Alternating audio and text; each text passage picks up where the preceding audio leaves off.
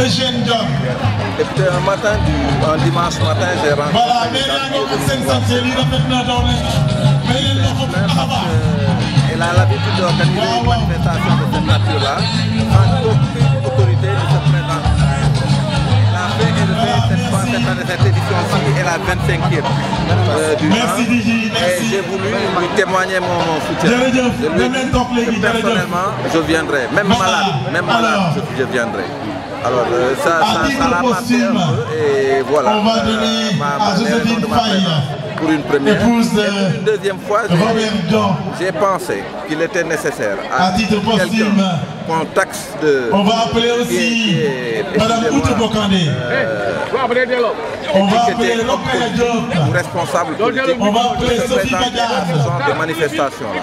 On va appeler Abbé Ambroise. S'il n'est pas là, que quelqu'un le représente. À des amis. On va appeler à des amis tout court. Alice Ndiaye Gaïdé. Et lorsqu'elle s'est présentée à nous, nous lui avons... Alors si Sophie Badiane n'est pas là, son mari est peut-être là. On va venir prendre le cadeau. À Monseigneur André Gay, on a déjà remis à l'église. On va remettre aussi à John. De l'autonomisation. Alors, là, mettez-vous là. Je vous entends pas. L'autonomisation. La femme de Eugène John. Qu'est-ce que ce thème-là vous inspire? Alors, moi, je pense que quand même, il était temps que les autorités de ce pays-là en fassent leur cheval de bataille. La femme chez nous a été pendant très longtemps assimilée à une sorte d'esclave. Si je puis m'exprimer ainsi. La femme est la seule personne de la famille qui a tout le fardeau familial. Cette femme-là qui, dès à son réveil jusqu'au coucher, ne pense qu'à l'alimentation de la famille, ne pense qu'à nourrir sa famille, ne pense qu'à l'éducation de ses enfants, ne pense qu'au bien-être justement tout court de son mari de surcroît, de son homme de mari, si je puis m'exprimer ainsi. Cette femme-là doit être autonome. Elle doit être autonome parce que, à plusieurs raisons. La principale, c'est qu'elle ne pense qu'à ça. Sa raison de vivre, c'est un soutien. C'est la recherche du bien-être de sa famille. Donc cette femme-là a besoin d'être autonomisée. Je pense que c'est tout le sens qu'il faut apporter à ça. Et je pense que le président de la République Macky Sall fait partie aujourd'hui des pionniers de ce choix-là.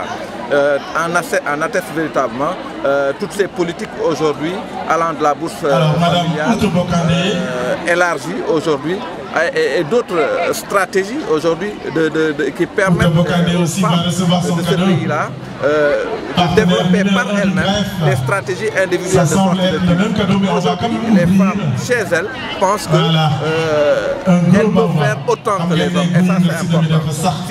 Si elles n'étaient pas autonomes, elles n'auraient pas pensé cela. Et je pense que nous devons tous y travailler pour que justement cette stratégie-là arrive à donc, partenaire de longue date, vous pensez qu'elles sont donc un palier important pour l'atteinte des objectifs de développement? Mais absolument.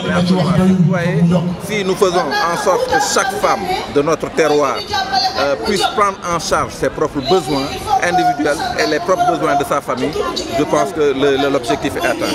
Et ça vaut la peine d'être vécu et tout le monde doit s'y mettre. Hommes politiques comme hommes tout court.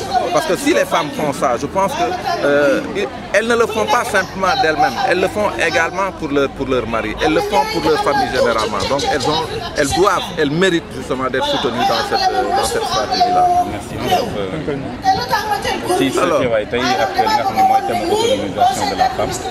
Alors, tey dañu fi ñëwoon parce que benn soxna fi ñuy wax Joséphine daf ñu fekk benn dimanche matin suñu kër suñu biir njaboot ñuy waxtaan comme ni ñu koy faral di defee mu ne ñu dafa bëggoon ñu teew ci bésam bii ñun bés bi xamuñu ko woon mais ba mu ñu waxee loolu ni mu ñu ko waxee moom moo ñu gën a sonal parce que dafa nekk bés bi saa yi nañ ko organiser ko mais non seulement journaliste yi ci teew mais amul benn autorité bu ciy teew daf ko wax rek ma dagg ko ma ne ko jàppal ne ko loolu jeex na bés ni ki tey bu fekkee man jàpp nga ne autorité la jàppal ne que loolu jeex na parce que naa ci def lu ma mën ci loolu la ñu alors ñu koy rafetlu parce que li muy woote li bés bi wundu moom moo ñu ëppal solo encore parce que dafay woote ne jigéen ñi tey ji war nañu leen a taxawaay boo xam ne dinañ dem ba mënal seen bopp alors jigéen buy mënal boppam du moom kese moo tax jigéen buy mënal boppam borom këram lay mënal jigéen bu mënal boppam waa këram lay mënal njabootam lay mënal askanam lay mënal parce que jigéen ndey ji seex la jigéen ñëpp nag du benn jigéen rek mais jigéen boo yëkkati rek ci suñu kër yi ndey ji seex la ñoom ñooy toog di xalaat dépense ndax mat na di xalaat ndax dépense bi bu matulee nan lañ koy organiser ba mu mat ñoom lépp ñoo koy xalaat pour def évidemment bu mu rafet te jigéen lépp lu mu def rek njabootam ak borom kër moo tax mu def ko donc kooku jar na dooleel jar na jàppale bu mënal boppam ci biir kër ensuite moo taxoon vraiment ñu teew fi muy lu c'est Eugène John mu mel ni ñoom daal faw ñu jaar ci ñoom pour mën a jot li nga xam ni lii mooy suqali yi waaw suqali bi moom mënuñu ko arrivé à titre possible donc on revient à Eugène John je sais que jigéen ñi ñoom ñooy élément bi gën a am solo dispositif social bi ñu teg ça se comprend jigéen ñi ko ci génnee rek saak lépp parce que yow borom kër gi da ngay yéen a ngi nii yéen ay jaar dogal na yéen journaliste yi nekk ay góor ngeen mais xool leen seen kër naka ngeen fan ngeen fa teg ba ngeen fa génnee est-ce que topp ngeen ndax xorom am na ndax topp xëy na loolu da ngeen koy régler d'un coup rek mais bu ngeen ko régler ci demat bi da ngeen koy jox da ngeen di jox xaalis rek dem seen yoon mais na mu organisé ba mu jógee te jóge ca waa marché ba ca cin la ba nañ koy taaje ci ndab li loolu lépp jigéen ñoo koy rek te jigéen dañ jàpp ne loolu mooy seen liggéey tey donc loolu war nañ leen ci delloo njukkal war nañ leen ci jàppale te delloo njukkal bi gën a kawe mooy ñu taxawu leen yëg ne loolu gis nañu ñoom seen participation ci kër gi parce que jigéen également bu ñuy wax ba góor a yam du en terme arithmétique mais dañuy wax ne que li jigéen di def góor di def wàllu woowu jigéen da koy def ci même kër gi ñu bokk en guise de participation ba mu indi wàllam ci kër gi nag moom moo tëddee noonu moo demee noonu moo tax tey jii vraiment ñu rafetlu loolu vraiment kontaan nañ ci encore une fois ñu ngi féliciter di encourager Joséphine mi nga xam ne moo woote lii te dig nañ ko ne bés ni ki tey saa bu ko organiser tey ñi ngi ci wetam te lépp luñ ci mën vraiment dinañ ko ci def ba bën bi doon bés bu mucc ay lu ñu mën ren ji déwén ñu def lu encore lu gën a mag lu gën a yaatu. fàttali ñu sa tur ak say man Lamine Ndiaye laa tudd ñu gën ma xamee ci Lamine Aïssa Fall ma nekk coordonnateur Benno Bokk Yaakaar Thiès Nord di liggéeyal président Macky Sall di conseiller technique au ministère de la jeunesse. À tous ceux qui nous ont soutenus, notre chère église, notre cher évêque qui nous a dit la messe ce matin et tous les prêtres qui ont assisté à cette messe, je voudrais rendre grâce également à monsieur le ministre qui nous a donné son soutien. Il est absent mais il devait être là. Je remercie également monsieur Lamine Ndiaye, ici présent, pour son soutien.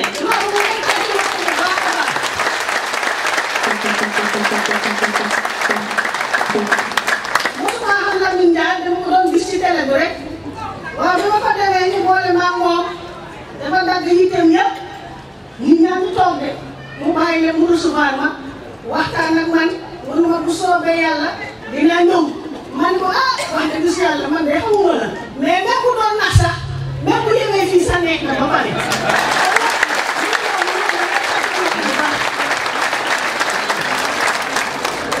bon jigéen ñi tey nee nañu tey bésu mbégte la. Juma Faye bu Peku anam loo ci xam ak lan mooy sa impression. voilà toogal foofu Joséphine Kodouti parce que bu Jam Njoro ci boole dafa xaw a ana Joséphine une dame qui est venue un jour elle n'est pas venue Thérèse Boutine Tinabal dafay organiser chaque année elle est là une rencontre bu mel très bien Rose Diouf Grand Thiali bis ana boobu Rose Diouf Grand Thiali dinañu bokk ci xew bi dinañ ci ñëw te Rose Ndione pardon alors yàlla dogal tey ji sax dafa xatoon parce que su ma ñeex mooy def xew tey ji war mënuñu Koura Faye bu Peku mais comme digoon nañ ko dinañ ñëw très loolu bien moo fi indi Pauline fekk Tine fii bu vraiment Poñi suñu mag suñu xarit Penda Mbow ana ñi ma woo léegi ànd fekk loolu voilà jóg leen taxaw fii vraiment muy lu rafet ci Thiès alors ñun nag amul communauté chrétienne amul communauté musulmane voilà dañoo gëm Mariama dañoo gëm Mariama bu baax a baax gëm xel mu sell mi bu baax a baax waaye nag ay jullit lañu amuñu frontière donc ñëpp a yem doomu aadama la donc xaaj ak seet boobu lañ ciy bañ moo tax fépp fu ñu woo dinañ fa teew dina fa lu mel nii parce que jigéen ju mel nii dañ ko war a jàppale man musuma ko xam avant keroog ñëw ci man mais ku mel nii dañ ko war a jàppale et j'en appelle à toutes les autorités de ce pays là président commençant par le président de la République lépp luñ ci mën a def pour ñu jàppale ko dinañ ko def fépp suñu kàddu mën a yegg pour ñu jàppale Joséphine dinañ ko def dinañ ko wax fu ñu mën di rek fépp waxtaan bu ñu def fépp fu ñu mën a jël kàddu dañu wax leen li fi Joséphine def ak li muy def ci nit ñi ci doomu aadama yi li muy jàppale njaboot yi di suqali dafa am solo parce que loolu rôle gouvernement la loolu autorité publique la comme ñoom nag ñu ngi ci leneen nekk ci lii bàyyi ci xel ñun ñi leen fi teewal war nañ fi teew war nañ leen jàppale loolu moo ñu fi te Joséphine dinañ ko won ne xewam bi suñu xew la désormais ak at bu mu di doon dinañ ko won ne ñun dinañ ko jàpp ba mu xam ne jàpp jàppale nañu loolu ci bëggoon sànni rek muy impression yu positive vraiment ñuy gërëm ñëpp. Merci monsieur Monsieur Lamine Ndiaye, conseiller technique au ministre de l'Éducation. Monsieur Bassirou Sey, responsable politique des jeunes de l'APR de Thiès. Madame Ouda Bokandé, représentante de la Fondation Konrad Adenauer, qui gagne de l'or.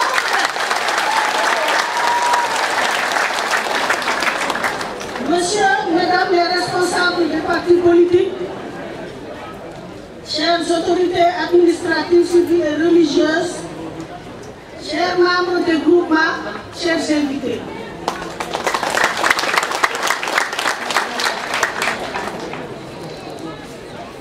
Comme j'ai dit tout à l'heure, aujourd'hui c'est un grand jour. Un jour dans les grâces d'action de grâce et de joie. Permettez-moi tout d'abord de rendre grâce à Dieu, lui qui nous a donné l'opportunité de nous rassembler tous ici pour rendre grâce aujourd'hui. C'est un grand plaisir et un honneur pour moi, en ce 18 avril 2015, de vous accueillir à cette journée d'action de grâce organisée par les femmes du réseau Laoukan du Greffe, en collaboration avec la Fondation Konrad Adenauer. Cette journée a pour thème Femmes et développement et autonomisation.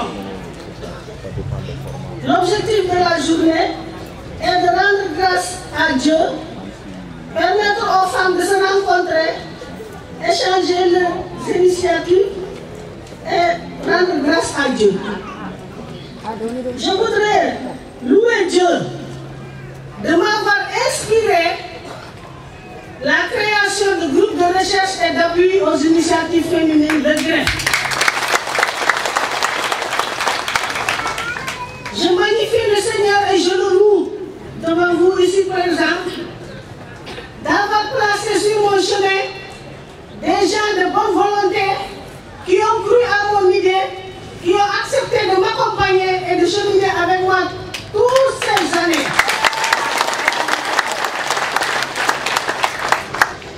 Je rends grâce à Dieu pour les 25 ans d'existence, pour toutes les réalisations faites avec les femmes et les résultats obtenus, les échecs et les difficultés.